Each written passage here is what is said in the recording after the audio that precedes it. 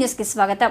నిమ్మలగూడెం ప్రభుత్వ ప్రాథమిక పాఠశాలలో బడిబాట కార్యక్రమంలో భాగంగా విద్యార్థులకు పాఠ్య పుస్తకాలను పంపిణీ చేసిన ప్రధానోపాధ్యాయులు ఆచార్య డాక్టర్ మద్దెల శివకుమార్.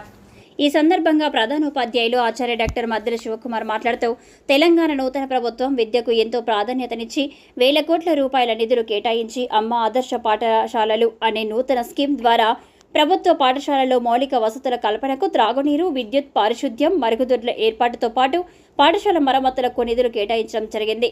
అంతేకాకుండా ఇప్పుడు అన్ని ప్రభుత్వ పాఠశాలలో ఇంగ్లీష్ మీడియం ద్వారానే బోధన జరుగుతుందని, ఉచిత స్కూల్ యూనిఫామ్స్, ఉదయం పౌష్టికాహారం, మధ్యాహ్నం భోజనం ఉచితంగా ఇవ్వడం జరుగుతుందని, ఇలాంటి సౌకర్యాలు కల్పించడమే కాకుండా ఉన్నత విద్యలు అభ్యసించిన సుశిక్షితులైన ఉపాధ్యాయుల ద్వారా బోధన జరుగుతుందని, అందువలన విద్యార్థులు అందరూ ఈ మెరుగైన అవకాశాలను సద్వినియోగం చేసుకోవాలని వారు కోరారు.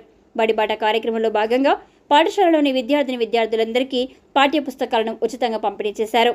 ఈ కార్యక్రమంలో పాఠశాల ఉపాధ్యాయులు ఎండి షఫీ అహ్మద్, అమ్మ ఆదర్శ పాఠశాల చైర్మన్ శాంతకుమారి, పాఠశాల సిబ్బంది లావణ్య, రజిత, విద్యార్థులు పాల్గొన్నారు.